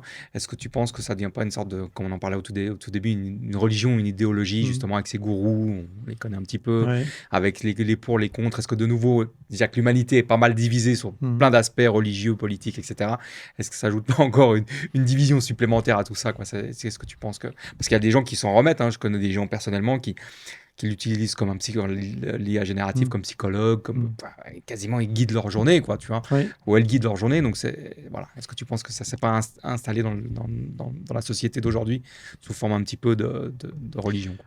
Oui, je pense que si je vais répondre sur le sujet des suicides, parce que pour moi c'est un vrai sujet de régulation. C'est-à-dire qu'aujourd'hui, les sociétés qui proposent de l'IA ont intérêt à opérer tous les cas de figure, je dirais tous les cas d'usage, parce que ça leur fait plus de revenus, plus d'usage, plus de revenus. Et donc, aujourd'hui, il n'y a personne qui leur dit une IA, elle ne doit pas dire à quelqu'un comment il doit se tuer. C'est un choix. Après, peut-être que les réflexions qui seront faites diront, de la même façon qu'un humain pourrait te donner, tiens, si tu veux te tuer, c'est toi, j'essayerai le gaz. Bon. Et pourquoi une machine ne pourrait pas le faire et un humain pourrait le faire? Et donc, il y a un vrai sujet. Mais en tout cas, aujourd'hui, ça n'est pas régulé. C'est-à-dire qu'en fait, et d'ailleurs, sur le sujet des suicides, il y a eu quand même plusieurs attaques en justice contre OpenAI, parce que en fait, il y avait des études internes, d'après ce que j'ai entendu. Alors, je ne sais pas ce qui est vrai, parce que il faut toujours être très prudent. Mais d'après ce que j'ai compris, il y avait des études en tout cas des documents internes qui semblaient dire que le problème était connu, mais était ignoré parce que c'était une grosse partie des usages et qu'ils ne voulaient pas freiner l'usage. Et que, je dirais que d'une certaine manière, c'est triste à entendre ça, que c'était un peu comme un dommage collatéral de leur développement économique. On a le droit à tant de morts, quoi. Ça. Voilà. Donc, en fait, ces sujets de régulation, souvent on voit la régulation comme un frein, comme quelque chose qui empêche les gens de travailler, etc. Il y a des cas où c'est vrai, mais il y a des cas où c'est important, et celui-là en fait partie. Après, sur ton sujet de la religion, moi je pense fondamentalement que c'est une religion. Donc la première chose, c'est que qu'est-ce qu'il faut pour qu'on ait une religion? C'est quoi une religion? Alors, définition de la religion. Alors déjà, d'après Marc. Déjà, on a des textes sacrés. Ouais. On a des textes aujourd'hui sur l'IA. Il y a beaucoup de gens qui écrivent. Donc, on commence à avoir des textes sacrés de l'IA sur ce qui va se passer dans le futur, en bien, en mal. Ensuite, il faut des prophètes. Ouais. On a des prophètes. On les a. Ouais. Ils sont nombreux. C'est pas un seul, c'est plusieurs prophètes. Ensuite, on a on va dire le cataclysme annoncé. On a le cataclysme annoncé. Ouais. Et puis, on a le paradis prévu. Voilà. Est-ce que ça nous décrit pas... On n'est pas loin. On est dans la religion. Et donc, en fait, si tu veux, moi, je vois trois camps. Et ce que j'aimerais que tes auditeurs comprennent, c'est que quand il y a plusieurs camps, quand des acteurs essayent de te faire choisir un camp, il ne faut pas rentrer dans ce jeu. La réalité est toujours nuancée. Tu n'as pas besoin d'être dans un camp. Ouais. Tu peux être dans un camp pour un sujet, tu peux être dans un autre camp pour l'autre sujet. Les 3 camps, c'est très simple. Donc, tu as ceux qui pensent que là, tout va être réglé par la technologie. Donc, c'est les techno-enthousiastes. Les fans hardcore. Voilà. Techno-enthousiastes. Ensuite, tu as ceux qui pensent que ça va être la catastrophe. Ouais. Voilà. Donc, ils appellent ça les boomers. Voilà. Ouais, le boomer, c'est les gens qui sont nés dans les années 50. Ouais, mais ça, c'est le côté baby boom. Là, bon. Non, Ok. c'est pas le boomer, c'est doomer. Doomer, ok. Ouais, Doomer. parce que boomer, Doomer. c'est la génération. Excuse-moi pour le lapsus. Pas de Et problème. donc la troisième catégorie. Les doomers, c'est ceux qui doutent. Enfin, c'est ceux qui remettent tout en question. Ceux pour qui. Non, ils doutent pas. Ils pensent que Faut arrêter, quoi. ils vont avoir l'extinction humaine. Extinction humaine. Ok. Scénario à la Terminator. Pas forcément par les machines qui tuent les humains, mais peut-être des humains qui tuent les autres humains parce qu'ils veulent économiser l'énergie. D'accord. D'accord. Ça, C'est le côté cataclysme. Mhm. Tu as, comme je l'ai dit, tu as le paradis. le paradis et puis tu as le cataclysme. Et puis tu as ceux qui pensent qu'il ne va pas se passer grand-chose. Que tout ça, c'est une technologie comme les autres, comme on a connu, Oui. comme on a connu le feu, comme on a connu l'électricité, voiture, comme on a comme- connu l'imprimerie, comme on a connu la voiture, l'avion, etc. L'internet. Et donc, en fait, si tu regardes bien, comme dans tous les systèmes religieux, tu as des gens qui ont choisi leur camp Ouais. et qui méprisent, voire agressent ceux qui sont dans l'autre camp. Oui. Et donc, ça caractérise aussi ce côté religieux. Et en fait, quelque part, ce que les prophètes, ou en tout cas les gourous qui sont dans chacune des catégories, chacun des 3 groupes, ils veulent en fait polariser autour d'eux et contre eux. Et en fait, rien n'oblige un citoyen comme toi et moi et ceux qui nous écoutent, rien n'oblige de rentrer dans un camp. Tu peux juste être indépendant et dire cette thèse elle est intéressante dans ce cas-là, cette thèse elle est intéressante, et rester libre de penser ce que tu veux. Mais c'est clair qu'aujourd'hui, vu justement les bulles algorithmiques et des choses comme ça, c'est clair que du moment où tu suis du contenu avec tous ces réseaux sociaux, tu restes, tu as l'impression d'avoir raison parce que tu reçois du contenu que tu as suivi, donc tu es toujours dans la même bulle, quoi. Donc du coup, c'est vrai que ça fait des clivages, ça polarise et tout ça, quoi. Et justement, tu penses que les biais algorithmiques sont un problème technique ou humain aujourd'hui? Parce que là, ce que tu as l'air de dire, c'est qu'effectivement, il faut garder un step back, faire un pied de recul et garder le libre arbitre. Mais tout est fait pour qu'on n'en ait pas, entre guillemets, quoi. Et que tu sois dans un camp de gauche, de droite, du milieu, tu es toujours abreuvé par ces différentes vidéos ou choses comme ça, quoi. Tu as effectivement des biais qui sont subis, puis tu as des biais qui sont voulus. Donc si tu prends par exemple l'algorithme de recommandation des contenus sur les réseaux sociaux, il est voulu. On ne cherche pas à te donner une information objective. On cherche à te fidéliser pour que tu consommes plus de contenu. Et on sait que tu vas avoir de la dopamine si tu vois les choses qui t'intéressent. Et donc ça, c'est voulu. Ensuite, il y a beaucoup de choses qui sont appelées des biais qui ne sont pas des biais. Ok. D'accord ? C'est juste la réalité. Si tu prends, par exemple, tu demandes à une IA de génération d'images, dessine-moi un patient et un médecin de couleurs différentes, il va systématiquement te mettre un médecin blanc avec un patient noir. Il ne va pas te mettre un médecin noir avec un patient blanc. Pourquoi ? Parce que la réalité, c'est que c'est rare. Enfin, je veux dire, il y a évidemment il y a évidemment des médecins noirs qui soient des patients blancs, mais si tu prends les images sur lesquelles ils ont été entraînés, c'est en Afrique, etc., avec cette réalité. Ce n'est pas un biais, c'est la réalité. Et donc, en fait, ce qui ressort, c'est la réalité. C'est basé sur la réalité. Donc ça n'est pas un biais. C'est juste que nous, on considère que c'est inacceptable par rapport à des règles éthiques qu'on s'est fixées. Et on dit c'est un biais, mais ce n'est pas un biais. Donc le problème est humain. Le problème est humain et aussi technique. Parce que parfois, là où ça va être technique, c'est par exemple si tu choisis d'entraîner tes IA sur des échantillons non représentatifs. Oui, c'est ça. Et en fait, c'est un énorme problème aujourd'hui pour les sociétés d'IA. Pourquoi ? Parce que la seule chose auquel ils ont accès de manière illimitée et gratuite, c'est l'Internet. En fait, ils ont utilisé tout l'Internet. Ils ont violé la propriété intellectuelle. Merci d'utiliser le mot juste. Partout. Ouais, ils n'ont rien demandé. Hein. Voilà.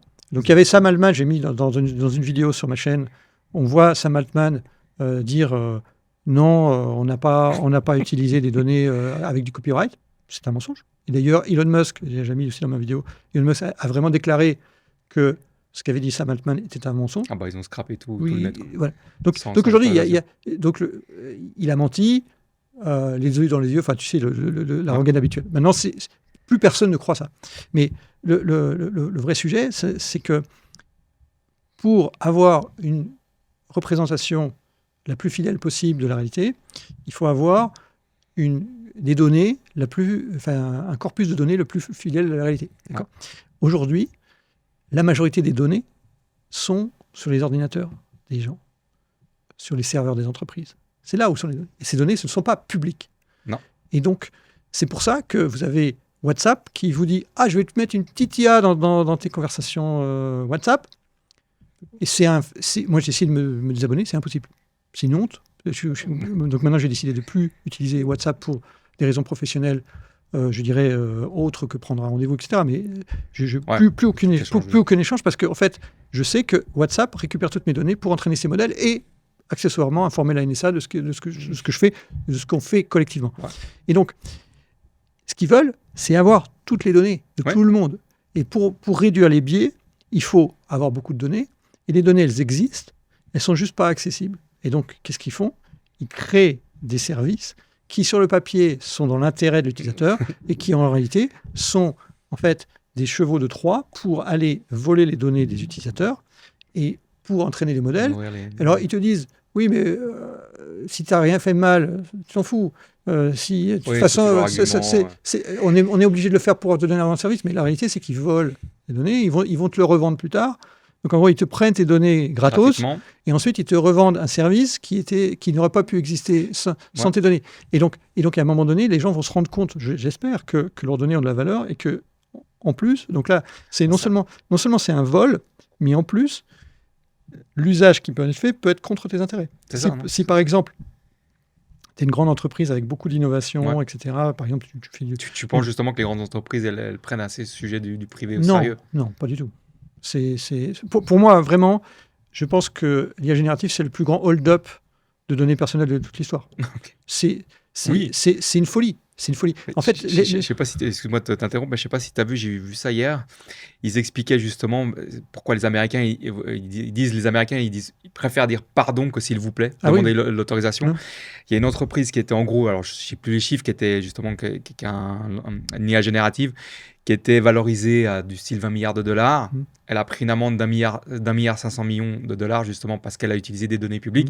Mais depuis, sa valorisation, elle passe à 200 milliards. Tu vois, donc c'est pour ça que les Américains disent, nous, on dit pardon, mais on ne demande pas s'il vous plaît, parce que c'est un peu un frein. Tu as tout à fait raison, ça rentre dans leur équation économique. Ouais, c'est ça. Ça leur coûtera moins cher de payer 1 milliard d'amende plutôt que d'avoir dépensé, avec 1 milliard de travail, en payant des gens avec 1 milliard, ils n'auraient pas eu autant que de valorisation. C'est comme dans aussi tout ce qui est pharmaceutique, des fois, ils incluent l'amende dans le fait du développement du produit qu'ils mettent sur le marché en disant voilà, on a peut-être 5 millions d'euros, nous on se dit c'est énorme, 5 millions d'euros, mais ils ont fait peut-être 500 millions d'euros de chiffre d'affaires. Enfin bref, voilà, c'est un petit aparté justement pour rebondir sur ce que tu disais, quoi. Donc effectivement, tu penses que les entreprises, elles prennent absolument pas au sérieux le côté privé, quoi, de tout ça, quoi. Alors je pense qu'elles sont conscientes que c'est un sujet, mais elles ne prennent pas la mesure de ce qui a été fait déjà dans le passé, parce que si tu veux, je trouve que on est des humains, on a une capacité de mémoire, d'accord ? On a dans notre cerveau des cases de mémoire. Ce serait bien de les utiliser, d'accord ? J'ai l'impression que c'est pas le fort de l'humain. On répète souvent les choses, quoi. Malheureusement.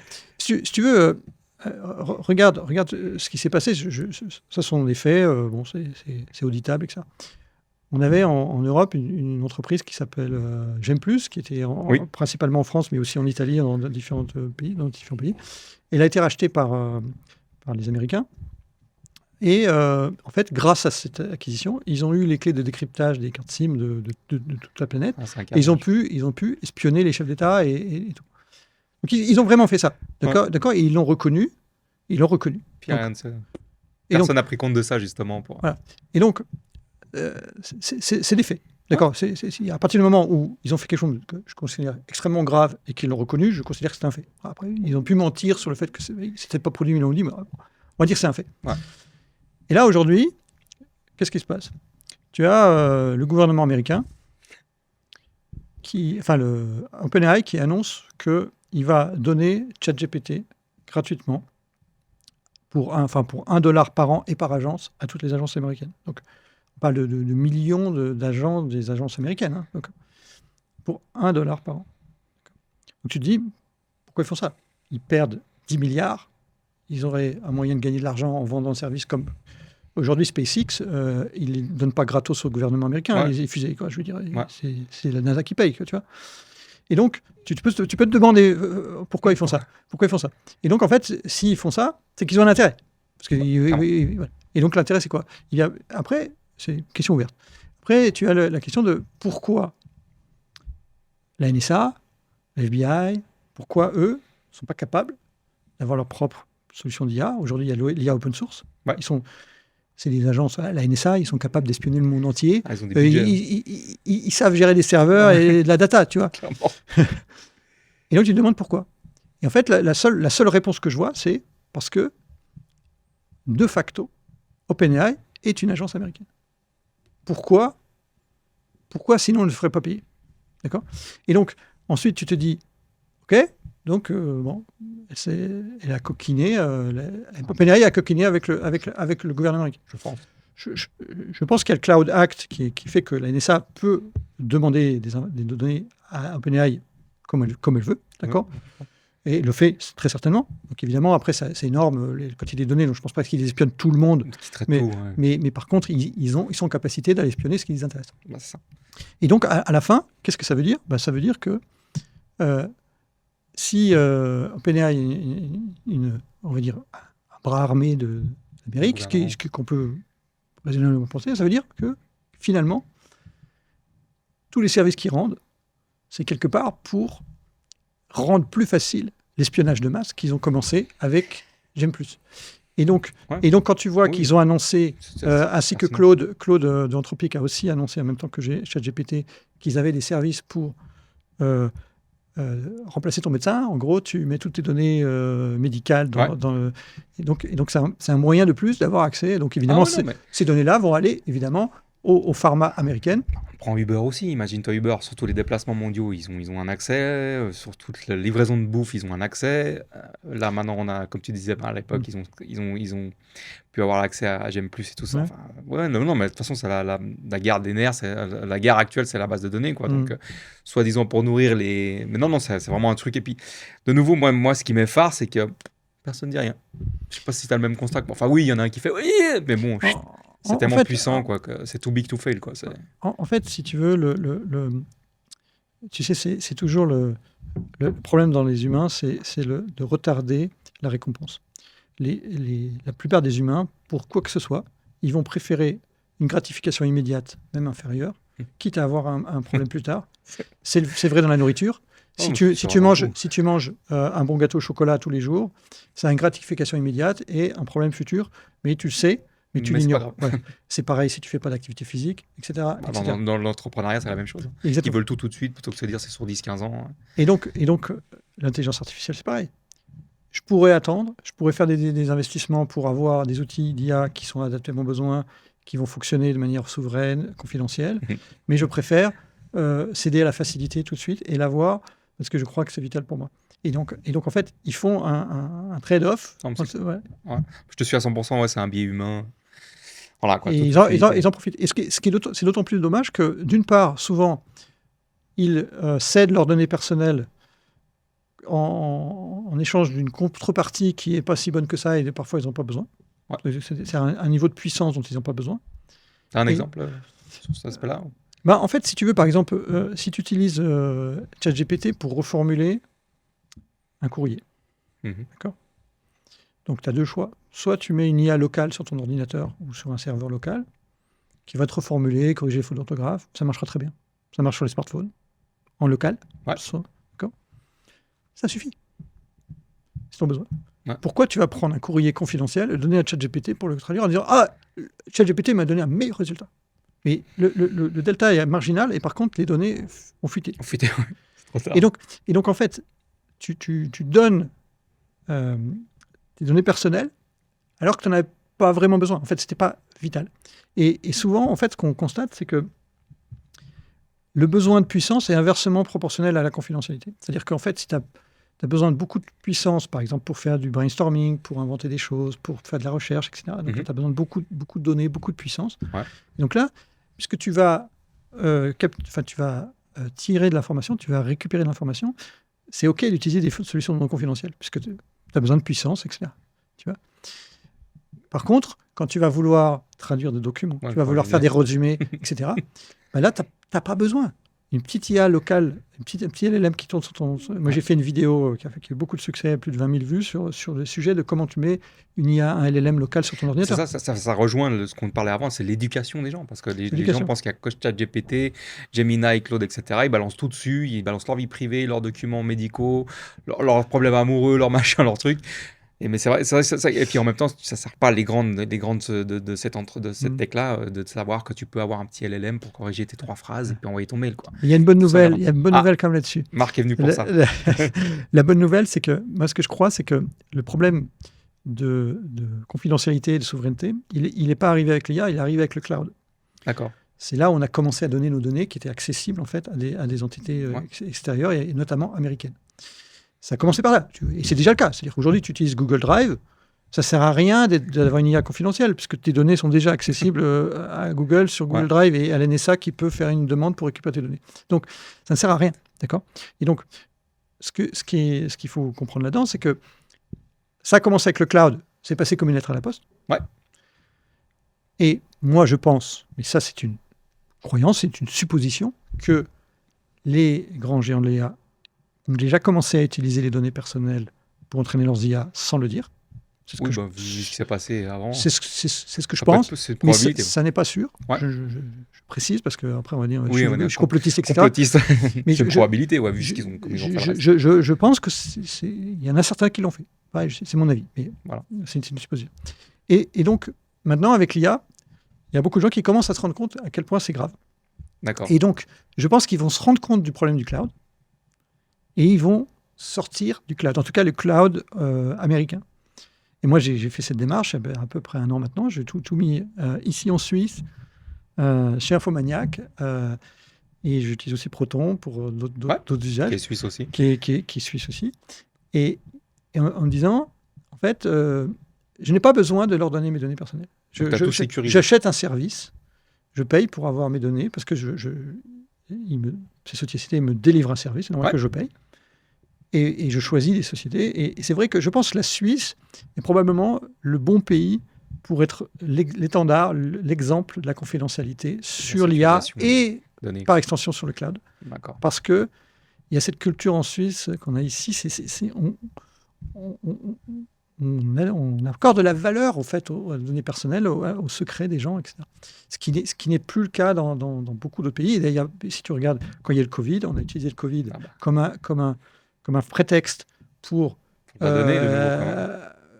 piétiner un peu les données, les droits personnels, enfin, tu vois, la liberté individuelle.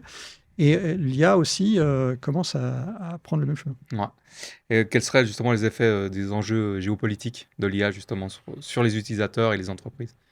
Comme on l'a dit tout à l'heure, il y avait le sujet en fait des puces, donc les processeurs de calcul qui sont fabriqués à Taïwan. Moi, je pense, surtout maintenant que Trump a envahi le Venezuela, je pense que la Chine peut annexer Taïwan, ou en tout cas, pas forcément d'une manière militaire, mais faire comme ils ont fait, par exemple, avec Hong Kong et Macao. Ils ont fait des deals, en fait. Ouais, c'est pas vraiment annexé, mais c'est un peu un deal. C'est un deal. Ça dépend de quoi. Et je pense qu'il y aura ces problèmes-là. Et donc, qu'est-ce que ça change ? Ça change quoi ? C'est que pour les... Donc ça, c'est géopolitique, d'accord ? C'est des grands sujets. Mais nous, ce qui nous intéresse, toi et moi, c'est que ça change pour nous et puis pour ceux qui nous écoutent. C'est-à-dire, tu es entrepreneur, qu'est-ce que ça change pour toi ? Clairement. C'est que le développement de ces technologies peut être gêné par ces problèmes géopolitiques. Aujourd'hui, ce qu'il faut savoir, c'est que la Chine a mis des embargos sur les terres rares dans un cadre militaire, la partie civile a été rétablie, donc maintenant il n'y a plus l'embargo sur la partie civile, notamment pour les véhicules électriques, mais par contre la partie militaire. Et donc, on voit bien que le futur, ceux qui détiennent les ressources, et c'est pour ça que honnêtement, il y a, on va dire, Trump qui a essayé de faire une OPA sur le Groenland, et je pense qu'il y arrivera. Parce que et puis l'Australie, non, j'ai pas vu qu'il avait justement passé un deal pour ces terres rares avec l'Australie, justement, vu que la Chine avait... L'Australie, en fait, avec la Grande-Bretagne et le Canada, ils sont proches parce qu'ils ont cette langue, etc. Ils ont une communauté, je ne sais plus comment ça s'appelle, mais ils ont une sorte de clan entre eux. Donc, je pense que ça va se faire naturellement. Évidemment, c'est très probable qu'ils seront alliés, en tout cas. Ouais. Mais par contre, le vrai sujet pour nous, c'est que si demain... il y a Trump qui annexe le Groenland, en tout cas qui... Tu sais combien il y a d'habitants au Groenland? Non, je suis pas là. 50 000 habitants. Donc, tu vois, en fait, si tu veux, tu donnes 100... ils ont dit qu'ils allaient donner 10 000 ou 100 000 dollars par personne. Mais si tu donnes 10 000 dollars, c'est que 500... c'est 500 millions, c'est que dalle. C'est que dalle. Donc en fait, c'est-à-dire qu'en fait, la réalité, c'est qu'ils peuvent acheter un pays. En fait, c'est ce qu'on a appris récemment. Je ne dis pas que ça va se produire, mais ça semble possible. En tout cas, ils ont les ressources pour le faire. Et donc, pour nous, Européens, ce qui va changer pour nous, c'est que nous, on va être polarisés. On aura d'un côté les Chinois qui ont une possibilité, les Américains de l'autre, et nous, on sera obligés d'accepter l'un ou l'autre. Et donc, ça va être la peste et le choléra, comme on sait souvent. Pourquoi on n'a pas... Parce qu'on est quand même de 300 millions d'habitants, non? Si on regroupe l'Europe fédérée comme ils veulent nous la vendre. Presque 500. Pourquoi on n'arrive pas à avoir des souverainetés sur la tech? Pourquoi on n'arrive pas à être... Alors, j'ai une bonne nouvelle, encore une. La bonne nouvelle, c'est... La Suisse n'est pas dans l'Europe, pas encore. La Suisse est dans l'Europe, on va dire, géographique, et je pense qu'elle a une proximité de valeur avec les autres pays européens. Donc, je pense que ça... se faire. Je pense que naturellement, la Suisse va collaborer avec les autres pays européens. Mais on a ASML qui est en fait la société qui fabrique les machines. Donc, ça semble possible que des entreprises, on a ST Microelectronics en Europe, qui est franco-italienne, on a des entreprises qui fabriquent des semi-conducteurs et qui pourraient aller dessus avec les bonnes machines. Donc on pourrait être souverain sur le fait. Mais il restera les terres rares. Parce qu'en fait, c'est un vrai sujet, d'autant plus qu'il y a beaucoup de ces terres rares qui ne sont pas recyclables facilement. C'est-à-dire qu'en fait, même si tu récupères les vieux matériaux électroniques, tu ne peux pas toujours récupérer. Tu vois, par exemple, l'argent, qui est quand même un sujet qui est utilisé dans les puces, ça coûte, je crois que ça coûte 10 ou 15 fois plus cher de le recycler que de l'extraire. Et donc, voilà. Mais pour nous, ce que ça va changer, c'est que on va devoir être capable de continuer à exister sans l'IA. Oula, explique-nous ça. En fait, si tu veux, on est dans un monde où il y a toujours plus de technologie et on oublie de faire les choses. Par exemple, je suis sûr que tu ne te rappelles pas le numéro de téléphone de ta mère. Ça fait longtemps que je l'ai oublié. Voilà. Et donc, en fait, c'est terrible qu'à un moment où la technologie devient de plus en plus puissante, utile, on a une montée des mouvements survivalistes où les gens essayent de comprendre comment on peut survivre sans la technologie. Et donc, je pense que un des problèmes qui a été soulevé par rapport au déclin des capacités cognitives des gens qui utilisent trop l'IA, c'est que tu n'es plus capable de faire ce que tu es capable de faire avant. Clairement. Et donc, pour ceux qui n'ont jamais été capables, c'est-à-dire que moi, quand j'étais jeune, j'apprenais les numéros de téléphone par cœur. Mais les jeunes d'aujourd'hui n'ont jamais appris un numéro de téléphone. Voilà. Et donc, ce que je veux dire, c'est que pour nous qui avons appris ça, ça va être difficile de revenir. Mais pour ceux qui ne l'ont jamais fait, ça sera pire. Et donc, ce que je pense qu'il faut comprendre, et il y a aussi derrière la sobriété. C'est-à-dire que si tes moyens sont limités, tu vas les utiliser à bon escient. Aujourd'hui, on n'utilise pas à bon escient. On a des tas de gens qui génèrent des vidéos juste pour s'amuser sur les réseaux sociaux. C'est ce qu'on disait avant. Voilà. Et donc ça, pour moi, il faut se dire à quel moment l'IA apporte quelque chose. Et si ce n'est pas significatif, il faut juste s'abstenir. Et en fait, je pense que ça sera de plus. Si on veut rester souverain, Donc c'est de nouveau de l'éducation humaine, c'est et de voilà, nouveau faire confiance à l'humain, quoi. Et on sait que l'histoire se répète, comme on dit souvent, quoi. l'histoire Donc se voilà. répète. On va être positif, on va garder une note de hyper optimisme avec Marc aujourd'hui Ah là-dessus, en oui. pensant que l'humain va apprendre enfin de tout ce qui s'est passé pendant ces millénaires. Mhm. Mais bon, tu peux vraiment mettre un petit doute, quoi. On va revenir un petit peu, si ça te va, sur l'impact environnemental de tout ça. Ouais. À moins que tu voulais rajouter quelque chose d'autre Oui, alors, sur le côté géopolitique ou... non, on a un petit peu parlé d'environnemental. Moi, il y a une chose que je n'ai pas dit tout à l'heure qui peut être intéressante, c'est j'ai trouvé ça intéressant quand j'ai vu que certaines entreprises commencent à développer des technologies comme ça, c'est que en fait, on est au croisement où évidemment l'énergie, c'est-à-dire la consommation d'énergie devient centrale. En fait, d'ailleurs, ce que les économistes disent que l'économie, c'est la transformation de l'énergie en argent, en fait. Oui. Donc, et l'énergie, on peut la capter de différents endroits. Aujourd'hui, il y a par exemple des entreprises qui ont miné du Bitcoin sur des volcans. Ils ont utilisé la chaleur du volcan pour faire chauffer de l'eau avec des turbines. Et ils ont miné du Bitcoin, donc créé l'électricité avec. Pour justement, ouais, Voilà. miner du Bitcoin. Et on peut, et de manière, donc ça c'est un peu spécifique, mais si on reprend le sujet d'utiliser l'énergie qui est utilisée pour on va dire du travail informatique, c'est-à-dire du calcul, Ouais. pour autre chose, ben, il y a la chaleur. Et en fait, il y a des entreprises qui ont commencé à créer des radiateurs avec des serveurs. Ok. Et donc, en fait, tu peux imagine une école où tous les radiateurs dans toutes les pièces, dans toutes les salles de classe, sont en fait des serveurs. Et en fait, quand ils font le calcul, ça chauffe le radiateur. Ok.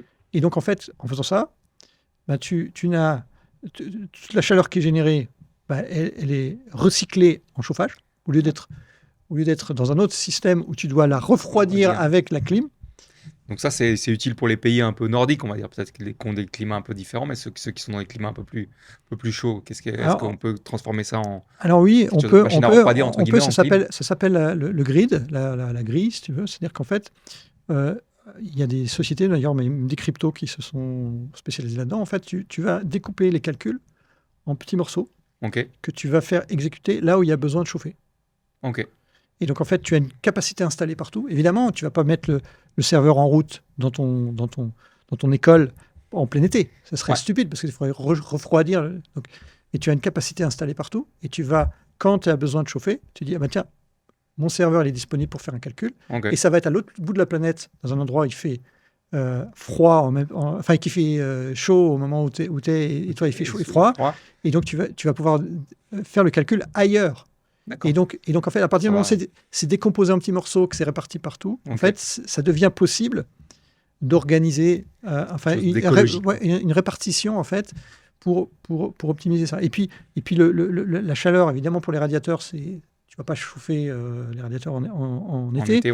Mais par contre, tu as quand même besoin de chauffer l'eau, parce que la plupart des gens ne veulent pas prendre une douche à 20 degrés.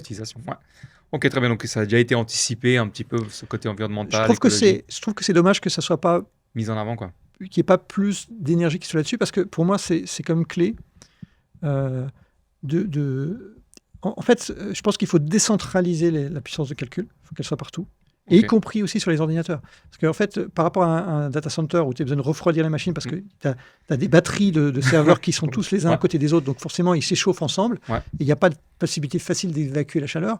Alors que, si tu regardes, les ordinateurs de la Terre entière, ils ont de la capacité de calcul qu'ils n'utilisent pas la plupart du temps. Oui. Et qui pourraient la partager de manière atomique, c'est-à-dire avec des petits morceaux, des petits calculs qui prennent quelques secondes ou quelques dizaines de secondes pour répartir partout. Et en fait, on se retrouverait avec des utilisateurs qui vont vendre leur temps de calcul. Et quelque part, moi je pense, et d'ailleurs un des bons prétendants pour ça, c'est Apple, qui pourrait être avec ces machines qui sont... En fait, Apple, on dit qu'ils sont toujours en retard sur l'IA. C'est inexact. Déjà, les ordinateurs Apple avec les puces M4 sont des superbes machines d'IA. Sont très très puissantes et sont comparables avec des Nvidia, etc. Et donc avec un prix légèrement, souvent inférieur au prix à puissance égale. Et donc cette puissance de calcul partout, sur les ordinateurs portables, sur les ordinateurs fixes, elle pourrait être mise à disposition de manière atomique, atomisée un peu partout. Et on aurait au moins pas... Enfin, évidemment, ça consommerait de l'énergie quand même, mais par contre, on n'aurait pas besoin de les refroidir parce qu'ils pourraient se refroidir, ils seraient éparpillés. Et justement, pour suivre ton raisonnement, à qui ça profiterait, ça, justement? Pourquoi c'est pas encore réellement mis en place, tu penses? Parce que techniquement, on peut le faire. Ou pas encore? Alors ça existe déjà dans le domaine scientifique, c'est-à-dire ce qu'on appelle le grid computing, ça existe déjà dans le domaine scientifique, parce que parfois, par exemple, si tu veux, ça a commencé, je pense, je ne suis pas un expert du sujet, mais quand il y avait le séquençage ADN qui demandait beaucoup de capacité de calcul, ils avaient proposé à des gens de faire des parties du calcul. Okay. Ils avaient distribué en fait des petits morceaux de calcul à faire à plein de gens différents, et puis ça avait permis de faire des calculs qui auraient coûté beaucoup trop cher si l'université ou l'organisme de recherche avait payé. Voilà. Et donc, je pense que ça existe déjà. Il y a même, comme je disais, des cryptos qui aujourd'hui sont organisés pour justement faire les échanges entre ceux qui produisent et ceux qui bénéficient des calculs. Donc ça va se faire. Moi, je pense qu'Apple aujourd'hui, ils sont en bonne posture pour être très forts en IA, mais ils attendent et ils veulent pas faire la guerre aujourd'hui de l'AGI. Ouais, je pense qu'ils attendent que les autres s'épuisent. Et quand ça sera bien défini ce qu'il faut faire et comment ça se passe, eux, pendant ce temps-là, ils auront accumulé des milliards, des centaines de milliards en cash, ou des milliers de milliards. Maintenant, c'est plus des centaines. C'est trop petit, 100 milliards. Ok, ouais, ça me fait penser un petit peu. J'ai eu cette impression avec Google, justement, qui a laissé la guerre entre OpenAI et les différentes LLM, quoi, les IA génératives. Puis tout d'un coup, hop, ils ont popé. Et puis comme eux, c'est comme on disait au début, c'est pas un business model en soi, l'IA générative, mais c'est un side business, on peut dire ça comme ça, parce que leurs revenus viennent d'ailleurs. Ils ont un peu plié le game sur un moment. Enfin voilà, quoi. Ok, d'accord. On va arriver gentiment à la conclusion de tout ça. Quel conseil tu donnerais à un entrepreneur justement qui hésite encore aujourd'hui à intégrer l'IA pour qu'il passe le cap? Alors, moi, déjà, je pense que beaucoup d'entrepreneurs sont déjà passés à l'IA, donc je ne sais pas s'il y en a encore qui résistent complètement. Mais, je dirais que c'est ce qu'on a un peu évoqué, si je peux un peu résumer, c'est que la première chose, c'est qu'il faut se concentrer sur des vrais problèmes. Souvent, les entrepreneurs, on part des technologies, on part des solutions et on se dit, est-ce que ça s'applique à moi?